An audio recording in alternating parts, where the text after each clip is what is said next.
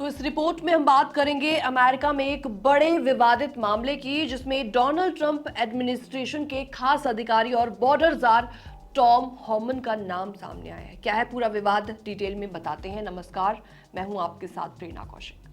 2024 में Tom human पर आरोप लगा था कि उन्होंने इमिग्रेशन से जुड़े सरकारी कॉन्ट्रैक्ट्स दिलाने के लिए $50,000 की रिश्वत ली थी।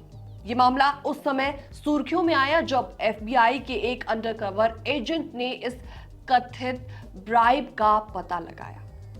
कहा गया कि टॉम होमन ने इस पैसे के बदले डोनाल्ड ट्रंप एडमिनिस्ट्रेशन में इमिग्रेशन से जुड़े कॉन्ट्रैक्ट्स देने का प्रॉमिस किया था।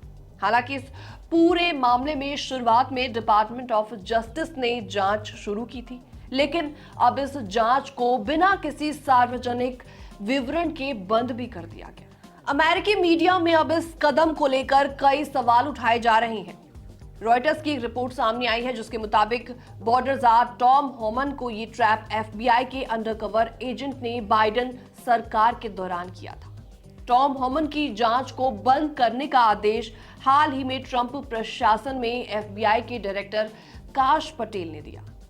हालांकि टॉम होमन की तरफ से अभी तक कोई भी प्रतिक्रिया, उनका कोई भी रिएक्शन सामने नहीं आया है। डिप्टी अटॉर्नी जनरल टॉड और काश पटेल ने कहा कि ये मामला पिछली सरकार के समय सामने आया था और पूरी तरीके से जांच के बाद कोई ठोस सबूत इसमें नहीं मिल पाया, इसलिए इसे बंद कर दिया गया। उन्होंने ये भी कहा कि विभाग को ऐसे आरोपों की बजाय उन मामलों पर ध्यान देना चाहिए जो कि अमेरिकी जनता के लिए खतरनाक हो सकते हैं। टॉम होमन पर जांच अगस्त 2024 में शुरू हुई थी।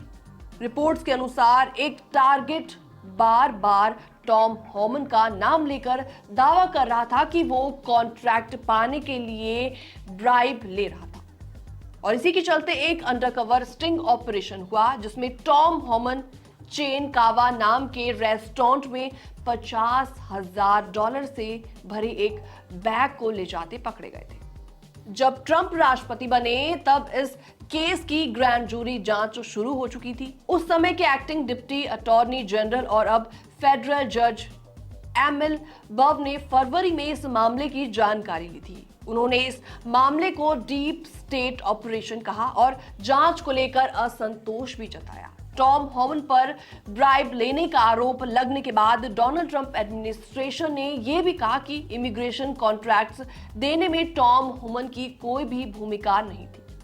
व्हाइट हाउस के डिप्टी सेक्रेटरी ने कहा कि टॉम होमन ने सालों तक पब्लिक सर्विस की है और वो ट्रंप एडमिनिस्ट्रेशन और अमेरिका के लिए एक अच्छे काम कर रहे हैं। टॉम होमन बराक ओबामा के समय आइस में काम कर चुके हैं और बाद में डोनाल्ड ट्रंप ने उन्हें एजेंसी का एक्टिंग डायरेक्टर बनाया।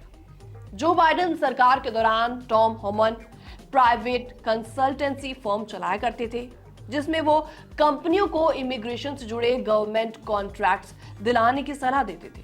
रिपोर्ट्स के मुताबिक जब उन्होंने ब्राइब की रकम स्वीकार की थी तो ये भी कहा था कि ये पैसा तब तक ट्रस्ट में रखा जाएगा जब तक वो ट्रंप प्रशासन में सर्विस पूरी नहीं कर लेते। तो ये मामला अमेरिका में ट्रंप प्रशासन की इमिग्रेशन नीतियों और सरकारी अधिकारों की जवाबदेही पर कई बड़े सवाल उठाता है। हालांकि जांच अब बंद कर दी गई है, लेकिन मीडिया और जनता इस कदम पर सवाल लगातार पूछ रही है, लगातार सवाल कर रही है। फिलहाल इस रिपोर्ट में इतना ही। बाकी तमाम अपडेट्स के लिए बने रहिए हमारे साथ।